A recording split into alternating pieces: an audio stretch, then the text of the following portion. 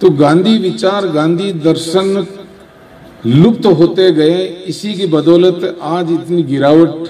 हमारे सोसाइटी में, आज की राजनीति में आई, जिसमें राजस्थान के मुख्यमंत्री जी ने ऐसे क्षण में, ऐसे समय में अहिंसा एक डिपार्टमेंट ही नहीं, पूरे एक विचार को, इस राजस्थान को 2030 में देश ही नहीं दुनिया में एक नंबर पर किस तरह लाए। हो सकता है आज आर्थिक रूप से कोई परिवार सक्षम हो और एक नंबर पे हो सकता है आर्थिक रूप से सक्षम कोई एक राज्य हो सकता है आर्थिक रूप से सक्षम एक देश हो, लेकिन गांधी विचारों से अगर कोई देश पूरी तरीके से फलीभूत है तो ही विश्व गुरु बन सकता है। ये अगर विचार हमारी नई जनरेशन में अगर आ जाएगा तो देश, हिंदुस्तान को, इस राजस्थान को विश्व गुरु बनाने से कोई मां शक्ति रोक नहीं सकती। इस समय अशोक गहलोत जी ने इस डिपार्टमेंट का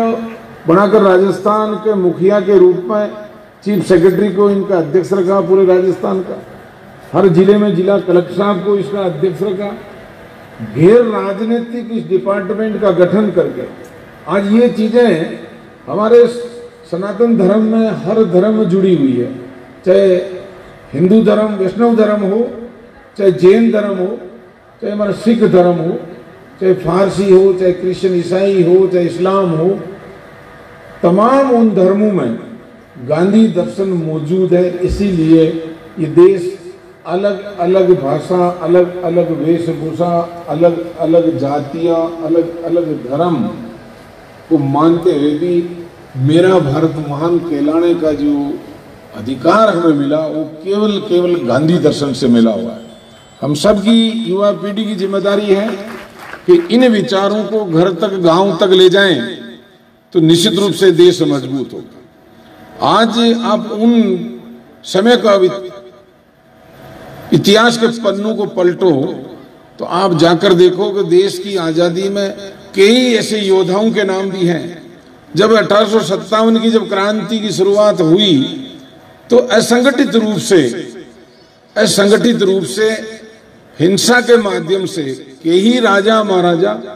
उन मुगलों का, उन अंग्रेजों का मुकाबला करते आए, शहीद हो गए, लेकिन हमें आजादी नहीं मिल पा रही। लेकिन 1885 में जब एक प्लेटफॉर्म का निर्माण हुआ अखिल भारतीय कांग्रेस कमेटी का, और उन तमाम उन नेताओं ने इन विचारों को लेते हुए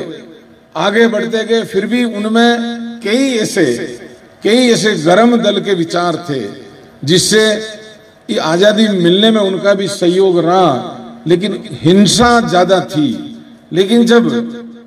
गांधी जी, जब इस विचारों को हमने आगे बढ़ाया, तब जाकर हमें आज केवल कोई सरकार ने तमगा नहीं दिया, ये वो तमगा जो राष्ट्रपिता का, वो नेताजी सुभाष बोस ने दिया, जो किसी सरकारी पार्टी या सरकार के आदेश में नहीं था। वो स्वतंत्रता सेनानी जो एक गरम दल के रूप में, जो उनके विचार अलग थे, लेकिन उन्होंने उस महात्मा गांधी को राष्ट्रपिता का उपाधि जो देने का काम किया, वो वही नेता है जो आज गांधी जी को अलग दृष्टि और उन नेताओं को अलग दृष्टि में देखना चाहते हैं, लेकिन हकीकत कुछ और ही है। आप इस इतिहास को पढ़ोगे तो राष्ट्रपिता की जो उपाधि मिली वो सुभाष चंद्र बोस ने महात्मा गांधी, मोहनदास करमचंद जी को दी। इसी की बदौलत आज वो राष्ट्रपिता है, इसी की बदौलत वो विचार है। महात्मा की उपाधि यूं ही नहीं मिली, महात्मा तो कई हैं, लेकिन रविन्द्रनाथ टैगोर ने जब मोहनदास करमचंद गांधी जी को महात्मा की उपाधि दी, आप इतिहास के पन्नों पर जाओगे तो पता लगेगा कि वास्तव में यह गांधी दर्शन है। इसीलिए देश नहीं विदेश में, चाहे नेशनल मंडेला हो, चाहे ऐसे राष्ट्र महाशक्तियां हैं जिनके राष्ट्रपति जो आज महात्मा गांधी जी की विदेशों में जो अपने आप को महाशक्ति मानते ही नहीं, दुनिया भी मान रही है, वो लोग उनकी मूर्ति लगा रहे हैं, वो लोग उनके नाम की माला जप रहे हैं।